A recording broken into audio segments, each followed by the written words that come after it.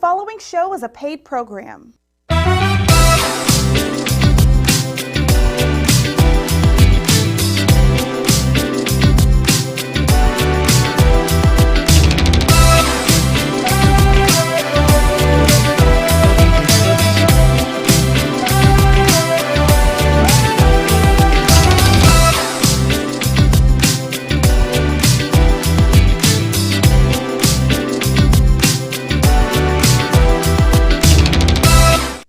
Hey, this is Cam Hill on the Cam Hill Show.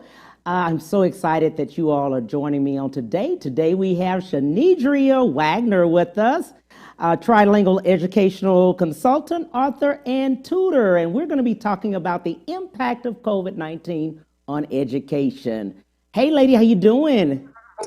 Hello, good afternoon, Cam Hill. How are you? I'm so excited about today. Great. Oh my God. I don't think you're more excited than I am. Trilingual educational consultant. Let's say something in another language. Tell us something. Bonjour et merci de m'inviter au Cam Hill Show. C'est un plaisir d'être ici avec vous. That was French for thank you for inviting me to the Cam Hill Show. It's a pleasure to be here with you. And now in Spanish, muy buenos días y gracias por invitarme a estar aquí contigo hoy en el Cam Hill Show. Es un placer estar aquí contigo. It's a pleasure to be here with you. Oh, wow. I love it. Everybody has been waiting on this day just to even meet somebody that knows 3 different languages that looks like us. Wow. Yeah. How did that come about? How did you think or look into different languages? What inspired you? I was studying at Lanier Middle School Vanguard, and it was my 8th year, and it was time to select an elective, and the Spanish class was full, so I opted for French. And I fell in love with my French teacher, Madame Ben. And then I went to Lamar High School pre-IB, and I had Yvette Michel Dijon. It was a teacher, a Creole woman from Louisiana. Everyone thought she was my mom, and she taught me French my freshman year.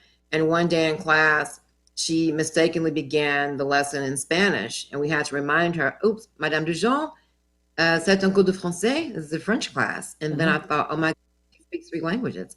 So I wanted to be Yvette Michel Dijon. I wanted to be this woman. And so when I decided to pick my major for Texas A&M, she told me not to major in just one thing. So I chose to major in speech communication and French, 2 BA degrees, and I minored in Spanish. And it all began with a dynamic teacher like Yvette Michel Dijon. Oh, wow. Love it. We're talking about today the impact of COVID-19 on education. And that has been a hot spot for the world now, because it's now time for our students to embark on either starting school in the classroom or online. First of all, why did you decide to go into education? I think education or teaching was as natural for me as breathing. At A&M, I was definitely on the right track to enter corporate America. I had studied communication, but again, those are skills that are very transferable, and I had a lot of hands-on experience with organizational structures and management and leadership. And I was mentored by some of the best people on campus. The leader of our Memorial Student Center told me to go into business. He said, take a few business courses and you'll have it made in America. But while at A&M, I always served as a tutor. I tutored for Les Cercles Français, which was a French circle. And I always enjoyed teaching. And when I became a graduate, I thought, do I want to go on this Rolodex full of these Aggies who could give me jobs? So I want to do what I really love. And it went against all that I was told. All of my educators told me not to become a teacher. They said, be a doctor, be a lawyer. My mom certainly was not excited about my choice initially. It was in my heart. Right. It was in my heart. I know it didn't make much sense. I knew that I could always do a side business. I could always enter corporate. I could always do that. But I felt that real purpose and calling was simplifying complex concepts with facility and with ease, and with music, with motivation. I wanted to be the correction of what I saw with some of my own teachers who were just not cut profession, and they ruined lots of dreams. They killed a lot of dreams due to their imperfections, and I just wanted to kind of right that wrong. I think I like that. that's essentially why. Yeah, I love what you said about that. I love the fact that your passion in it, and then the consultant part, the educational consultant. Where does that come in? So before I talk about that, I must say another reason I love teaching is this too. Teaching, the classroom was like my stage, because when I was a little girl, I wanted to be an actress. I wanted to be, I wanted to be a physician. I wanted to be to do all these things. And the classroom was the one place where I could control the situation, and I could become different people to teach I could be that actress. That proud nerd who liked to discuss, facts and write and edit, all the things that I love most. I could be that singer. All those things were able to come alive when I walked into my classroom. I know that sounds crazy. But when I was teaching, I was that teacher who typically connected with my students with music. I would take songs from the radio, for instance, when I would teach French, and I would do Name That Tune, and I would sing a popular song in French or Spanish. I would create my own workbooks and my own curriculum, because when I taught bilingual education, I saw there was a lack of material. And so I had no clue that all the creation of the materials and the creativity in the classroom and the popularity among the students and the training that I had done for teachers as a teacher even, were all preparing me to become a consultant. So I recall turning down 2 promotions. I was offered a job my first year teaching at Ollie Middle School. I was teaching French and Spanish and speech. I was offered a promotion to leave the campus I was at to go to another campus, have a secretary, teach 3 days a week, and have office hours for advanced students. I turned it down. I wanted to stay in that Title I school. I was offered a job as a reading trainer by Dr. Andre Hornsby, who was area superintendent in HISD. I turned it down because I wanted to stay on campus. I didn't feel my work was complete. So the third time I had an opportunity to leave was when a speaker came to our school. His name is Eric Cork. He was conducting a professional development training. And I was also on the program that day, I think singing or doing something for the staff. And he thought, oh my God, you speak Spanish, you're a great trainer. Have you ever heard of consulting? I had never heard of consulting. He and his wife exposed me to what that looked like. They were already traveling around the country. And he said he always had difficulty when he got to schools. He never felt that he was really servicing those students who don't speak English as a first language. And he goes, oh, with your language background, you have no idea what awaits you. Teachers need your help. So from there, I went to one conference in San Diego, California, the NAPSI conference. And from that one presentation, I was booked in 3 states, and then I never looked back. Wow. So booked in Seattle, Washington. I was booked in Fort Wayne, Indiana, and I was in Indiana and booked in Compton, California. And because of the need, the severe need for training that teachers had, and word of mouth, I didn't really spend much on marketing even. It was just, I had no clue about the need for hands-on practical training that teachers needed. Right. They didn't really connect with students. They needed to know how to integrate that music, that movement, the mnemonics to make learning fun, but also have the rigor necessary. So I kind of fell into that. I didn't look to leave teaching. In fact, I didn't want to. I loved teaching. Yes. I love the way you speak and are passionate about it, and just to be able to help those teachers and not knowing that it was a market or a place for you in that, never knowing that, I never knew it. I know that a lot of teachers were accustomed to people coming in who were consultants who would talk to teachers or just discuss their expertise, what they've done with teachers, tell the teachers what they should do. Well, the kind of consulting I am is the kind who will not only train the teacher, but I go into classrooms and actually show them with the students there. I model with them. I meet them where they are, whether they need help with lesson planning, whether it's time, whether it's controlling your class, whether it is modifying your lesson to meet the needs of your students, whether you're a bilingual who is not struggling with English yourself, and you're trying to make sure you give your students proper ESL instruction with the Spanish dominant instruction, whether you are a native English speaker trying to reach those ESL teachers, whether you need help with math, reading, writing, or grammar, I'm your girl. But pulling things from my toolbox, to pull things from my toolbox, and it also challenged me to even broaden my toolbox. I've created so much material in the past 20 years by responding to the needs of teachers and problem solving and troubleshooting, and I love it. So what is difficult for a teacher or a principal is easy for me. When they're scared of test scores, they're afraid of the language barrier being an issue, they're afraid of the students, they fear the students won't learn enough English. I'm like, oh, I got that. And I love walking into a situation where it is problematic, and I like to fix it. I like to divide and to help them see their way. And my enthusiasm is quite contagious. I tend to motivate them, and I love holding teachers' hands and really showing them what to do, not just telling them. Yes, I love that. You also call yourself an edutainer. What is that? Well, Kim, let me tell you something, baby. Back when I was in school, you could go in the classroom and sit down and you had to be quiet. And the teacher might go to sleep, she'd be so bored. But when I began teaching, education had taken a turn, and the focus shifted from what teachers are doing in front of a classroom. Like, it didn't matter how beautifully you spoke, how eloquently you presented your lesson. If those students were not responding to you and taking the knowledge you gave them to create and synthesize, you were failing them. So the emphasis at the time that I became a teacher was, how well are you engaging your students? How well are they responding to you? How well do you facilitate instruction? How well do you connect with them? What's the rapport with them? That was the expectation. So it forced me as a new teacher. I mean, it was easy for me. I was new. It forced me to dig deep. Okay, correct. Connect. Okay, I'll use music. What do they like?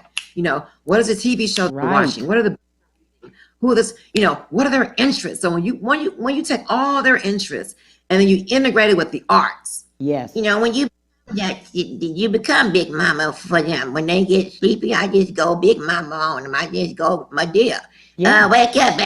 Like, what did she say? I might come from London. I might change my voice completely and become somebody from a different country, and to stimulate the imagination with different personalities. I'm becoming an edutainer. I'm not just entertaining or educating. I'm entertaining them too as well. I'm different people. I might be from Mexico, Puerto Rico. I'm gonna be a different person. If they want to go to sleep in my class, I'm gonna say no. It's time to wake up. They don't know what will fly them.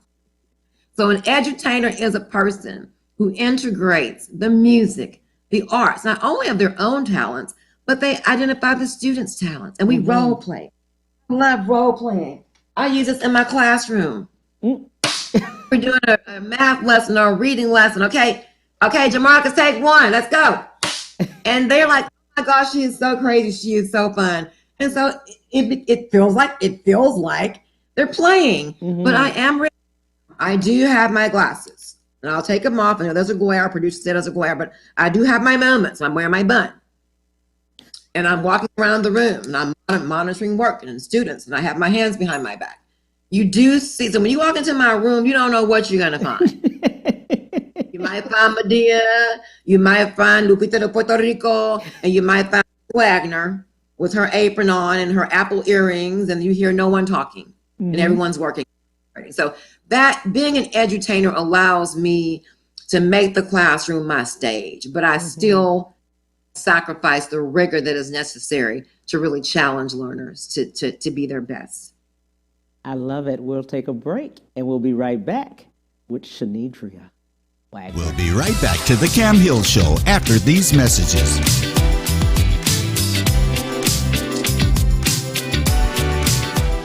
Houston's only Cadillac to your door dealer, Ron Carter Cadillac, delivers test drives to your home or office. For a limited time, get $16,000 off all in-stock Cadillac 2019 XT5 crossovers and $19,000 off all in-stock 2019 CT6 sedans. Or experience the first ever 2020 Cadillac XT6 Premium Luxury Collection. Only $519 with $1 down for 39 months lease. Or purchase and receive 0.9% APR for 72 months with no payments until November. RonCarterCadillac.com. When it comes to protecting yourself and your partners, all the information out there can be overwhelming. Visit our website. We are a free and confidential service striving to help you stay informed and stay notified. We are committed to a healthy Houston. Houston's only Cadillac to your door dealer, Ron Carter Cadillac, delivers test drives to your home or office. Drive the new 2020 Cadillac XT4, only $399 a month, or the new 2020 XT5, only $429 a month, both for 39 months lease with just $1 down. Or purchase the XT4 or XT5 and enjoy 0.9% APR for 72 months with no payments until November. RonCarterCadillac.com. Have you been injured in an 18-wheeler accident, truck accident, car accident? Was someone texting and ran into the back of you, not paying attention? It doesn't matter what it is. Give me a call, Attorney Willie Powles. We'll fix it today. The number is 281-881-2457. Again, that number is 281-881-2457. We'll fix it today. Call Attorney Willie Powles. And now back to the Cam Hill Show.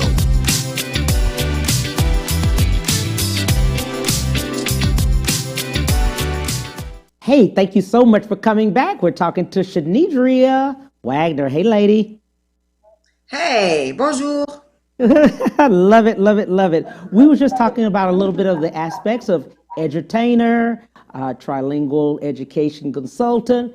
What about being an author? Oh my. I know. So I became an accidental author because when I began my career as a bilingual education teacher, there were not many materials for the students. So I began writing a book about homophones. Then I wrote a book about phonics. I wrote workbooks first to compensate for the lack of materials for my students. And it was fun creating original materials for my students to reinforce the English concepts, those rudiments of English. And then as I neared my 30s, I used writing as therapy. I wrote my first poetry book called Phases. Form of therapy. I just wrote some poems and I was sharing them with other teachers. I had never intended to publish them. Right. And then teachers saying, you need to publish this. You need to put this in a book because this is good.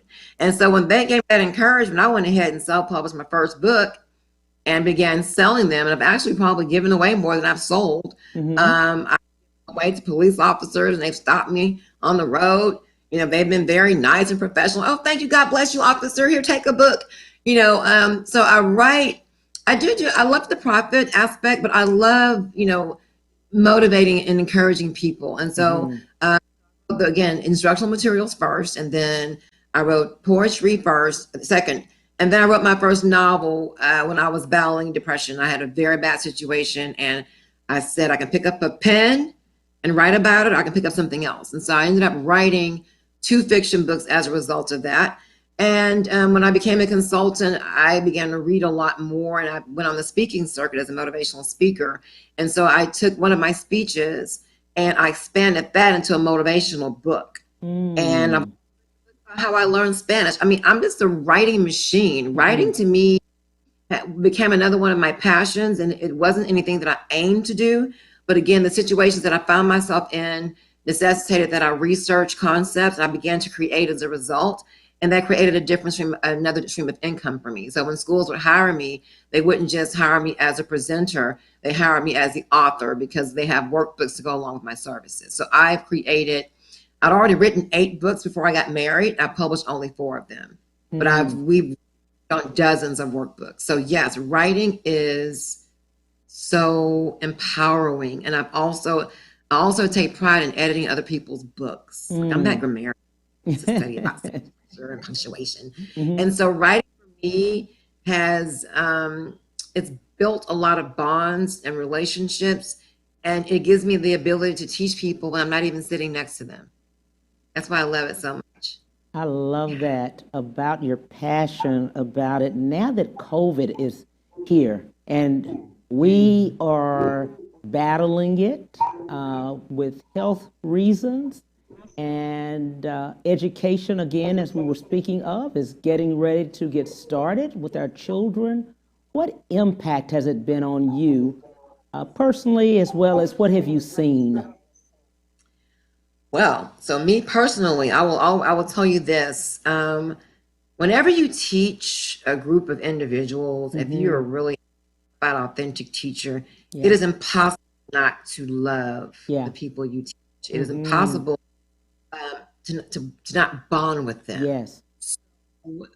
The abrupt interruption of everything was quite traumatic for a lot of teachers, and it was for me, but I think I've had a few rodeos where I've been working with students, and then a few times in the 20 years been consulting, something happened abruptly, and those kids were from me. It happened twice in my career, and I stayed in bed 2 weeks once when it happened because I promised, and I was going to be there for them, and then something happened contractually where I couldn't continue. So I've been through that before, losing, like being with them on Monday, talking about and aspirations, and they're telling you what you mean to them, and then Wednesday you're not there anymore. Right. I had gone before, so when COVID happened, I was able to cope with it better, primarily because the schools that I service, are schools that I still service. We did not sever ties due to a contractual issue, but my physical presence with children had to cease. And so it was different, going online with them, for the remainder of the school year was an adjustment because some of the students I was accustomed to seeing in class didn't log on for whatever reason. Maybe there was an internet connection, or maybe mommy has 3 children and she couldn't give the child a computer at the time that I was scheduled to work with that particular class. So it was not as drastic as it has been before in the past, but it was still semi-traumatizing, to there are certain students, and we know their stories. We know, I work in schools a lot of times where students may have issues at home, and so we might know about their stories. And so then I began to worry about, this student, is that student eating today? Or how is this student's grandmama doing? Because I know his mama died and his daddy's in prison, and grandmama is all he has, and she has hypertension and she just had surgery. You're worried about your students. Yes. So that was dramatic, Yeah. But thank God, we have technology unlike 100 years ago. But yeah, so that was traumatic. The cessation of the communication with certain students was very, very traumatic. But we made the best of it. And I was able to work with the students on an abbreviated schedule. Frustrating because I knew that the level of instruction was not what they were accustomed to. I might be accustomed to seeing one class for 2.5 hours a day, and that was pushed down to 1 hour. Right. But it also gave me a chance to see some other students because the school had to kind of troubleshoot. So instead of Wagner being, with 4th grade and 3rd grade, I got to work with the 2nd graders, and that was a joy to see 2nd graders who will be the 3rd graders next year. And they amazingly renewed my faith every day. I mean, every day that I logged on, just seeing their little faces in the kitchen or at the table, and their energy and their optimism did something to me. So when you teach students, not only are you giving, you're receiving a lot from those students. So I would say that, me personally, that's how it affected me personally. We did lose income. We did have a setback. One of the campuses that we work with, I guess, once it was decided there would be no test, they thought, oh, because I'm the score woman, I'm the score raising woman. So I guess schools, charter school, they don't really have the support that public schools have. So Right. to kind of their money, they said, we might have to pass on the services for now. And that was a big blow, but I was thinking more about people who haven't worked. So to transition, technology. So I keep a lot of tools in my toolbox. Yes. So even though I do consulting in the daytime, I also have a tutoring business. So we just reconfigured it. It was okay. Now we're gonna, now it gave me a chance to sit down and go to our website that we have using. Our pupils have been going on free of charge for years, watching videos, both instructional and musical. And I said, you know what? I had not had time prior to this to sit down and make up tests on this website. I had not had time to actually reach out to the general public and say, hey, educators, would you want to take a Spanish for Educators class in a group? It gave me a chance to be the entrepreneur that I am. I adapt to situations, and the devil will not win. So I began to go into explore other avenues. And I had my first class of educators. I made a quick, $800 in 24 hours after I marketed it. I got a handful. They became my pilot. So there was a big income blow. But again, I always prioritize health over wealth. I know he didn't bring me this far to leave me. So, and I was thinking more about those who had less. My heart was just so focused on those who had less. I couldn't focus on our issues. Right. So it forced us to reconfigure some things, to explore some other avenues. And my children loved it. My children were happy. Even though we're going through this pandemic, mommy's home. Mommy's not rushing out at 7 o'clock in the morning, getting home at 8 o'clock at night. Yes. Mommy's here all day long. So the little things became really big things. Right. So personally, it gave us a chance to revamp, redo some marketing strategies, do another marketing video, and just sharpen those skills. My husband and I make a great team. We bought 2 new green screens. We just got busy and focused on what we could control. So that, to answer the question, is how COVID affected me personally. I will not whine and bicker about the things I lost, because we all know he can give you that and 10 times more. Yes. I love that. I love the fact that you brought that up, because many of the teachers that are at home only understood teaching. And I like what you did by telling them, you just gave them a nugget of what they could be doing now to make additional income. Absolutely. The internet is, lots of people have shows. Yes. Lots of people have podcasts. Yes. Lots of people go live. But, your content is all what will distinguish you. That's what will distinguish you from the competition. I don't really view people as competition. I promote your show. Yeah, I promote other. Yeah. I can't handle all the work that comes to us sometimes. Yes. So I think it's time for people. I think what people should do is focus on sharpening those skills. Yes. I know many authors. I don't know many writers. Those who truly study the craft, who are going to take that time to take some classes, to read some books, skills, and really make sure they're crafting a sentence or a story that will touch the, but not compromise the intellect that should be there, or the grammatical soundness, or the we shouldn't craft poor works of art and put it out there just to make money. Some people, definitely. But if you want to have longevity in anything, be it consulting, be it ownership, you have to have a good product. You've got to nurture your content. I like that. Nurture content and study. Yes. Because during this time, so many are depressed sometimes. They're in their home and they're saying, what may I do? And this is really an opportunity. Like you said, it is a huge opportunity. It is a great opportunity, because the way I see it is this, 100 years ago, when there was, the Spanish flu, as they call it. Right. People our forefathers didn't have internet. They didn't have TV. Yes. They didn't have, look, you can't be physically next to people, but that might be good, because you might not brush your teeth on time one morning. You don't have to, your spouse has to deal with it, but look, you have privacy. But what I'm saying is that we have ways to connect with people. Yes. And that's important more now than ever, that we reach out, that we encourage, that we motivate, because Some people are living alone. Yes.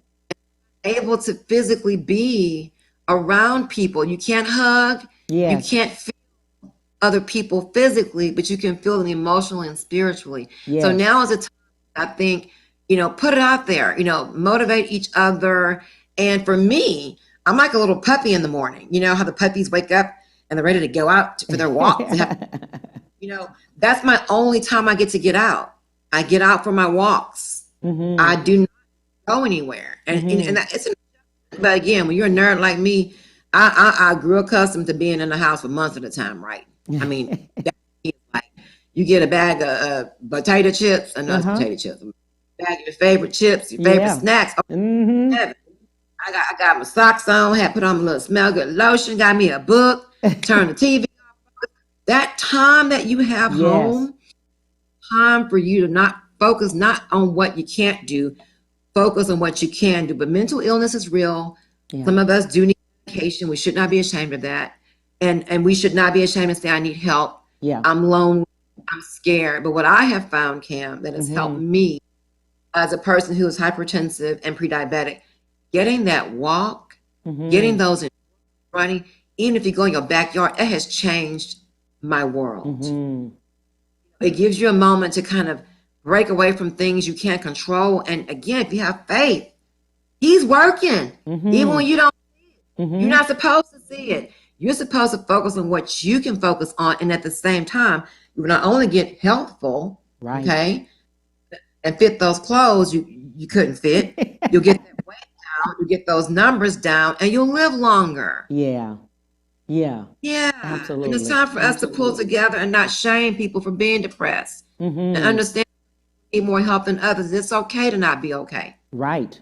It is. Okay. It is. Okay. It's okay. It's okay. What obstacles have you overcome? I know it's. Well, when people look at your resume, they'll often say, "Oh my gosh, your resume is so impressive. I mean, oh, you did this and you did that." And I said, "Baby, look, that's just the resume. That's just what's on paper. And then let me pull you aside. Let me tell you what I've been through." Because I don't use the things I've overcome as crutches or reasons to not succeed. It inspires me. So, I was born to a teenage mom, who was an amazing mother. My mom wasn't perfect, but she was amazing. I mean, she sacrificed for her two girls. And I always tell children, don't you ever get too big for your britches and feel like, well, I got a degree, my mom gonna have a degree. Excuse me, that blue collar money is what helped you get where you got. So wonderful mom, but still she was a single mom. And, and then there are obstacles you have to overcome that come along with that. Her having to work while we were, at home. And sometimes we were attended and sometimes we weren't attended. Right. And some of the things that I went through are things that I did I shouldn't have been doing, and I caused problems. So, but meet my daddy at 19, not knowing my dad growing up, that did cause some issues in some ways. I have battled depression. It didn't really come to a head until I was in college, and I thought that was the best move I ever made. I'm so proud of that. I never cared about the stigma. I never cared about the rumors. I never cared about what they said. I knew I needed help and I got it, and I'm better for it. So I'm glad today that there's no stigma. That's the biggest obstacle. I think it was the sadness and depression. My sister was serving in the military, and we used to fight when we were younger. And when Desert Storm happened, it was January 16th, and I was sitting in a meeting at Texas A&M at a pageant meeting on a Sunday with my pageant director, Penny Ditton-Wheeler, who's my Facebook friend, and someone barged into the office and said, "We just bombed Kuwait." And my world came crashing down because all I thought was, "Oh my God, my sister's gonna die." Get along. Oh my God. So there I was, my junior year, new AKA. I love my AKA. Shout out to him. Oh gosh, I was one of the big wigs on campus. I mean, I had everything going for me. Why would I be sad? Well, I had that to wrestle with. Right. That paralysis of the what ifs with my sister. That that knocked the wind out of me like nothing had ever. And I struggled with keeping this facade. Success, you're writing articles, speaking out for things happening on the campus. You're being interviewed. You have contacts with former students. You have it made, girl. Yeah. You're supposed to be happy right now. That fear of your sister who's 2 years younger than you, who could be gone at any moment, and you're afraid of her dying, that was just a lot for me to deal with. And I couldn't focus and I couldn't concentrate. Hallelujah, I made it. But that was the tip that pushed me over. And then all the other things that I dealt with in my childhood kind of came out. Yeah. You follow me? So overcoming that obstacle taught me a very important lesson, because January 16th was the day I hated. And years later was the day my son was born. And I was so depressed that semester that I could not focus. And I would never forget, I was nominated for a lot of awards that year.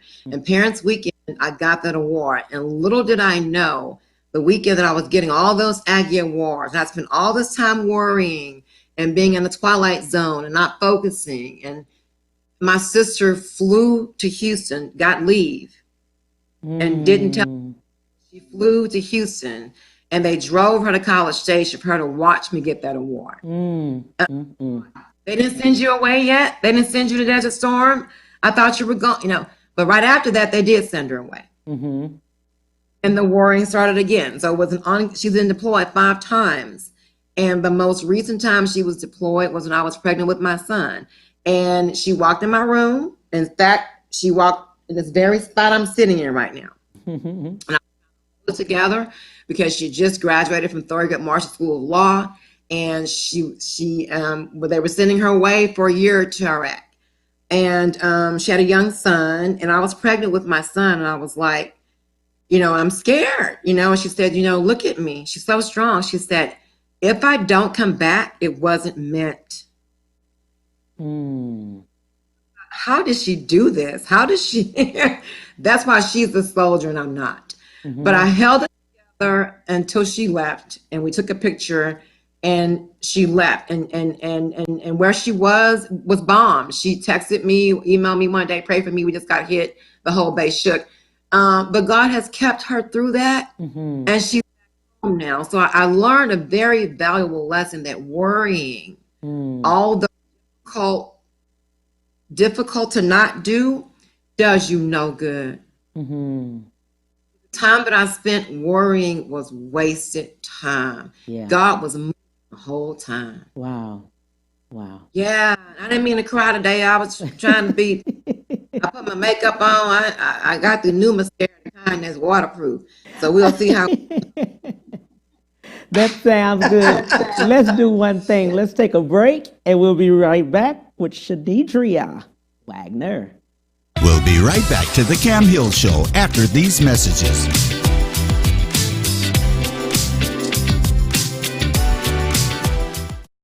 When it comes to protecting yourself and your partners, all the information out there can be overwhelming. Visit our website. We are a free and confidential service striving to help you stay informed and stay notified. We are committed to a healthy Houston.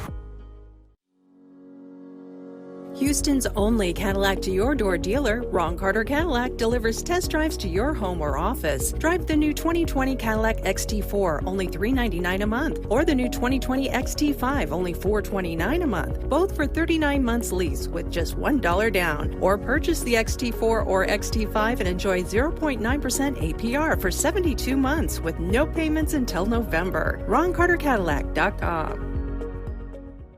Have you been injured in an 18-wheeler accident, truck accident, car accident? Was someone texting and ran into the back of you, not paying attention? It doesn't matter what it is. Give me a call, Attorney Willie Powles. We'll fix it today. The number is 281-881-2457. Again, that number is 281-881-2457. We'll fix it today. Call Attorney Willie Powles. Houston's only Cadillac to your door dealer, Ron Carter Cadillac, delivers test drives to your home or office. For a limited time, get $16,000 off all in-stock Cadillac 2019 XT5 crossovers and $19,000 off all in-stock 2019 CT6 sedans. Or experience the first ever 2020 Cadillac XT6 Premium Luxury Collection. Only $519 with $1 down for 39 months lease. Or purchase and receive 0.9% APR for 72 months with no payments until November. RonCarterCadillac.com. And now back to the Cam Hill Show.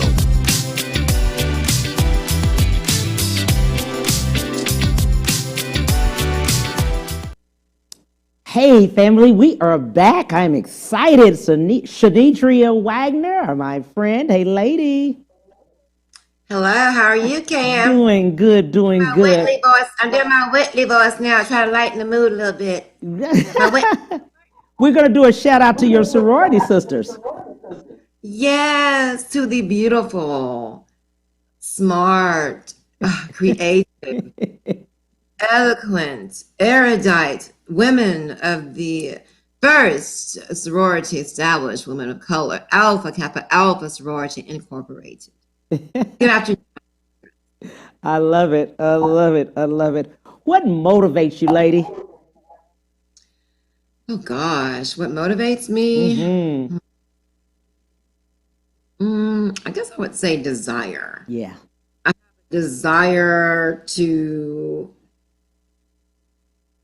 ensure that children that I encounter, just people that I encounter, benefit from my talents. I want to see them succeed. I want to see them, I want to see them make it. Yeah. I think that my story is amazing. I've been afforded some really wonderful opportunities, but unfortunately, that's not the norm for the children who may have my apartment complex. Right. Everybody had an opportunity to go to college on a full scholarship. Right. Not everybody had the mentors or the access to things that I did. Yeah. And so it's my responsibility to make sure that I go back and give back. You have to go back and give. That's what motivates me. I think the plight of people, when I say my people, I mean my human race, but in particular African American people, because while people of all ethnicities have poured into me, we still cannot overlook the trends in the gap, and we look at the not discrepancies. What am I looking for? The words. When you have the gap in income, you have the gap in education access, you have the gap in the healthcare. Yes, disproportionate. It's disproportionate. Disproportionate. Yes, disproportionate. You have so many societal ills that are us. That, geez, I mean, that me is that desire to make sure that I pour everything I have, giving back, because so much has been given to me. Oh, wow. So much. Yeah. And you're so right about that. And I say to so many that, yes, it's all lives matter, but Black Lives Matter for us is such crucial things for us. And I, too, want us to be our best. And that's what I love about you. You really pour into us. And you want us to have truly, truly the best. And you exemplify that. Thank you, Cam. I often say that if all lives matter to everybody, there would be no need to assert Black Lives Matter. I'll say that again. If all lives mattered to everybody, there would be no need to assert that Black Lives Matter. And although, and I embrace or espouse that notion. I mean, we have to say, because the uniqueness of Black people is undeniable. Right. I remember at A&M, somebody asked, well, what makes the Black people so different from, look at the other groups. I'm like, yes, we should look at the other groups. Yes, look at our Jewish brothers and sisters who went through stuff in 1492. They've been going through stuff before the Holocaust. Went through the Holocaust, came to this country, were discriminated against, were relegated to ghettos, can only teach at HBCUs, lived beneath their means and got into military. I get that. Lots of groups had to overcome things, but we have to overcome a lot more. I mean, you're brought to the country and they're saying, oh, well, slavery ended years ago. Okay, slavery may have ended nominally and name only, but the oppression didn't. So even though free by the 13th Amendment. Then you had Jim Crow, and then you had discrimination in housing practices and in bank loans and in education. And so when I think they're not really aware of that. They think that neighborhoods look the way they look because we want them that way. No, you have to, and it's difficult for people to understand that you cannot examine the current situation without looking at the pattern, implications. And yes, from within our race, we do have people within our race. We got to get together. Yes. Okay. And we get that. We get that too. And we're outraged about that too. But that does not excuse or justify what was done to us from a systemic perspective. Absolutely. I agree with that. You can never, ever, you can't blame me for what happened to me. I'm sorry. Right. And the issue with, what happened to George Floyd was very visual to the world, because many were at home at the time, and many were able to see a life being taken. Someone was breathing, someone was existing, someone was alert. And during that video, during that time, you saw breath leaving the person. You saw them no longer being alive. I think that people need to understand that,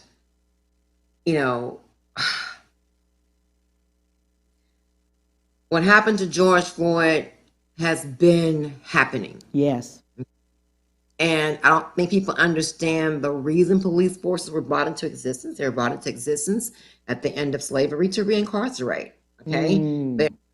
Police officers, sheriffs, their main job was to go capture runaway slaves. I should have been a slave, but okay. All right. And we understand the police forces evolve because you have people of color who are police officers, and some of them are crooked too. But the point is that whenever we've had these situations, there have always been people who've said, well, let me see what happened. I wasn't there.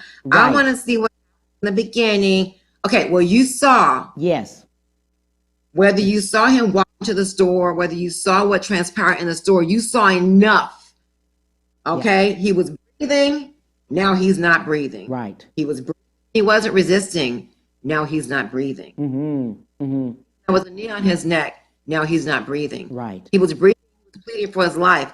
Now he's not not breathing. So I think for many people, I think with the pandemic already going on, already suffering, and on top of this, at a time like this, and on top of it, I never went to a protest because I was fearful of contracting COVID. But for some people, they were just so fed up, they went out there on the streets anyway. And I was afraid of the consequences. I was afraid of the disease or the spread of COVID. But I understand the outrage. Like, this is, we're watching you on camera. There's no debate about what happened. We don't have to get this witness's testimony and that we saw with our own eyes. And we heard pleading with you to get off this man's neck, and you did not do it. Right. Some people who had maybe turned a blind eye or deaf ear, they were like, oh my God, I can't believe that. But for most of us, we were like, now you see. Now you see what we've been trying to tell you. Now you see what we've been trying to tell you.